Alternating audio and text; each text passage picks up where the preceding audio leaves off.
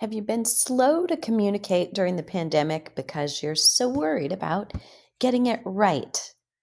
Or you've been frozen, stuck, not knowing what you don't know, not knowing what's going to happen, not knowing how you're going to handle it, how you're going to survive, and you've been frozen, potentially just thinking about those things and the worry and the reality of the bills and the responsibilities to people that you have. This episode is for you.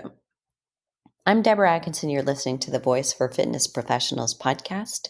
And this is where typically I address marketing and sales strategies that are easy, enjoyable, even fun, and anything but salesy, sleazy, and pushy. And during this pandemic, I've been taking a deeper dive.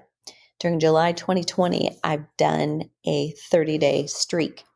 So we're well into the second half of that 30-day streak, but it's time to regroup and talk about some things that we're 4 months into this pandemic and we don't actually have any end in sight. Things that are scheduled, this is July, things that are scheduled for September and for November and potentially January of 2021 are already being canceled, postponed, threatened, and it doesn't give us a good feeling about solidarity or a solid, secure, safe future. We just don't know. There's a lot of unknowns. And this episode is all about that. It's brought to you by the Flipping 50 Specialist, and I will share this. So, not to go too deep into the Flipping 50 Specialist, the hormone balancing fitness specialist, where I pulled together 8 years of research after 29 years of fitness industry experience working primarily with middle-aged and older adults, to a method and a system that works reliably, predictably, and gets results for women who are in menopause, who need a very specific exercise prescription. And if you're looking for a way to get started with a community of women that is over 42 million strong, with 6,000 more every day entering it, this is a good opportunity. Because not only do they all know and seek a solution to their problem, but they influence the lives of 3 other generations, perhaps now during this pandemic more than ever, while they're under one roof, where we're all reaching out to our families and communicating even more, whether it's by Zoom or by phone, or literally they're under your household. I'll put the link to that in the show notes, and let's dive in. If you've been slow to communicate during the pandemic because you're so worried about getting it right, look, you already know it's that you have to get into action before you get it right. We could apply that to any of our clients, those first-time personal training clients who they weren't athletic, they weren't active their entire adult lives, and then at some point they get an injury, they get an ache, and they can't ignore it. And they come into a fitness center or just into your environment as a personal trainer as a fish out of water. They're extremely uncomfortable as they begin. They're very uncoordinated because they're doing it for the first time, something they don't know how to do, but they can't get better at doing it until they do it. They won't get it right until they've done it the first time. We can't be good at something we've never done before. So we have to get into action if we're going to get it at all. There will be ongoing learning, listening, growing, pivoting. This is how to be in charge of supporting your community, whether you're online or whether you're geographically located in a central one small area, or both right now, as so many of us are becoming hybrid businesses, even if we didn't know we wanted to be. But you can't operate in a silo, not one where your department does its own thing, where, for instance, the front desk and the kids' nursery and the group fitness and the personal training or the sales department do their own thing in their own silo, not one where your business does its own thing without reaching out to support other businesses and the people in it that you serve. You have to be the change that the world is crying out for. And I know that sounds like such a big blanket and such a big responsibility, but it starts with one person, one person's actions, one person's words, not just verbally out loud, but the words you're saying to yourself. What are those? Don't wish it was easier. Don't worry and wait for it to go back or to just ride the wave. It's easy to say things like, I just don't know what I'm going to do. I don't know how this will look when it's over. And yet, those things are probably both true for all of us. No one does know. Ask anybody in business, though, who's been there for decades. If you want to stay around, you need to be moving forward every day. You have to take action. You have to take imperfect action. You have to identify things that you stop doing right now that simply don't matter anymore and potentially won't for a very long time. You have to identify things that you need to stop selling that don't matter, or stop selling things that do matter in ways you've sold them before. If you are in sales or you've used a script, it's not going to work anymore. You have to be able to be authentic, transparent, and actually talk to people. Just talk to them, listen, have a conversation, and determine if what you have can serve their needs. You may have very little in your bank account right now. You may not know what the next week looks like, but you have today. You can take small actions every day. One thing about businesses that was true 6 months and a year or 5 years ago, no matter when you're listening to this, is still true today. I'm going to talk about how to communicate during the pandemic, but it's really about how to communicate every day, no matter what the crisis is or isn't. You can call somebody specific and you can offer a specific solution to their specific problem. Paint the picture of how that will help them. Worry less about what you're going to charge and how you're going to deliver it. Just have a conversation with them about what they need. If you tend to start thinking, but that doesn't work, because you've got to flush those thoughts out. If you worry about what you'll say next, stop. You don't have all the answers. No one in this world right now does. Why should you? Take that pressure off of yourself. And yes, you're going to be in a position where potentially if you need to know, you like to know, you want to do things safely and right and perfect, and you worry, you've always worried about what everybody will think, you're going to be uncomfortable.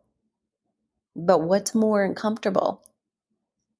Not surviving, bankruptcy, or taking a step in the vein of helping another human being and helping yourself, and potentially just stumbling through it.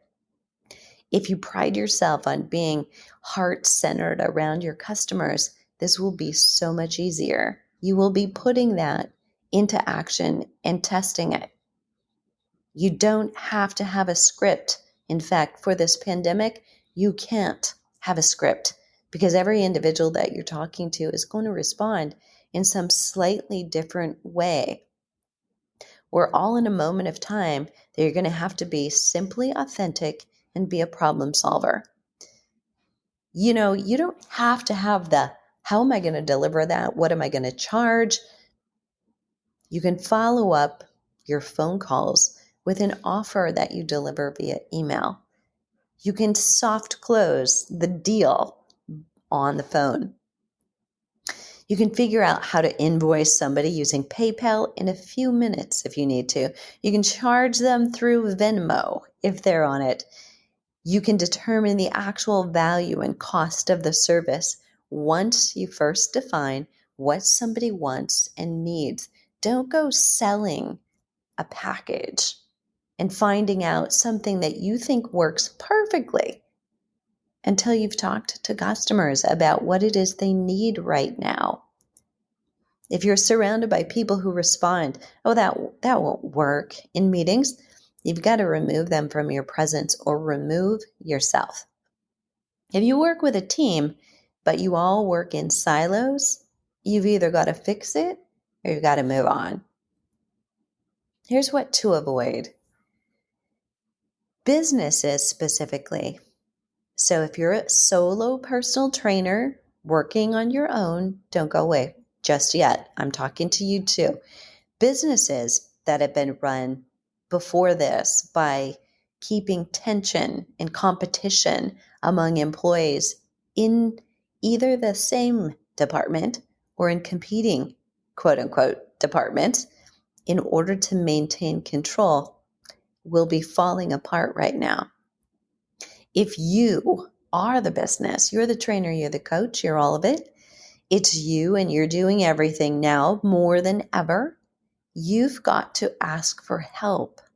You have to have a source of business support so that you can make money. No one right now is going to do it all on their own. Reach out, find a coach, find a group, find support.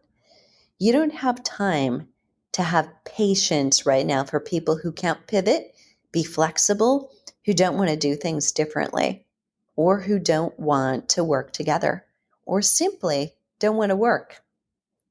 Those people around you who are comfortable staying at home, sitting on the couch, watching Netflix, having a lot of free time and getting paid, they're people that you actually don't want to come together with and work again. They really don't have the passion for serving their purpose. So look around you. Make sure you know who those people are. They won't make it, but you can. You don't need overhead. You don't need to buy equipment or tools. You do need a step-by-step action plan to leverage skills you already have with problems your market has and then provide answers.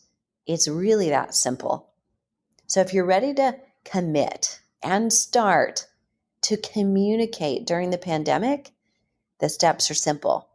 Make calls, make one a day. Ask what the individual's biggest struggles are right now. It may be energy, sleep, stress. Ask what they're doing about it. Ask how that's working. Offer one or two small tips to help them implement right now.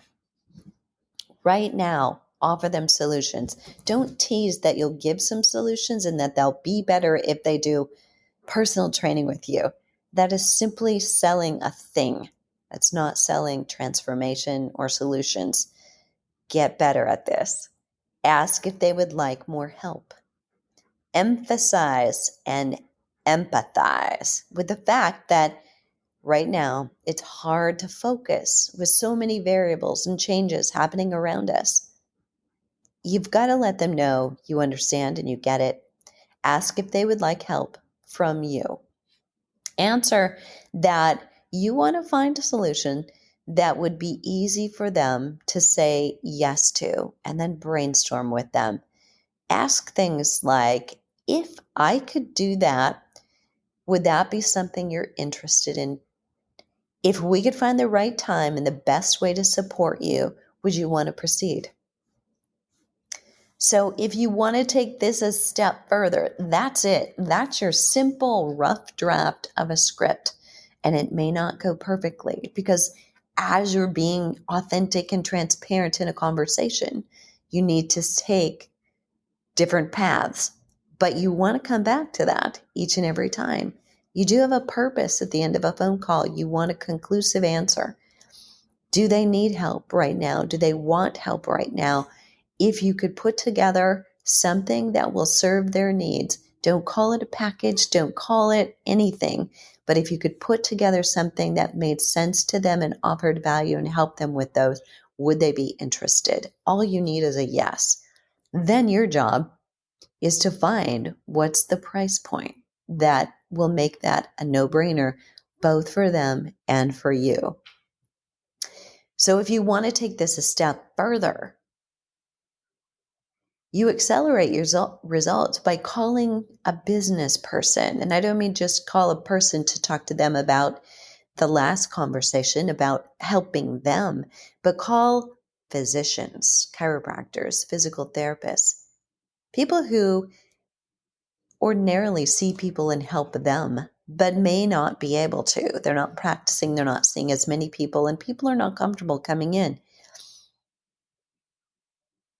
Call those ones that you know and that know you and let them know what you're doing. Tell them that if it serves their patients in practice, that you're supporting them through the pandemic in a new way, that you're offering services where they don't have to come in. It's a phone call. It's coaching them through the changes that they're providing or giving them the instructions to take to a next regular accountability factor that will help them get better results with their patients. Look, no one knew at first how to handle any of this, not the crisis, not the masks and the political games and gains, and not the Black and racial challenges that we face. Being quiet doesn't get us through it. Those of us who communicate during the pandemic, even as we don't know how to perfectly craft a message, will connect with our communities and find solutions. That's what leaders do. At the beginning of every day, ask what you're going to do today. Who are you going to call? At the end of every day, ask what you did today. Who did you call? How did it go? And is there a follow-up to do? That's all. If you're ready to communicate better during the pandemic, and you haven't, and you look back on these last 4 months and you were spinning a little bit out of control, now's the time. You still have time. We're still in this. And though a lot of people will fail, you don't have to be one of them. I'd love to hear your questions and comments and whether you're listening and if one of these episodes this month has really stood out for you. But right now, what are you doing? People need your help more than ever. Who are you going to call first?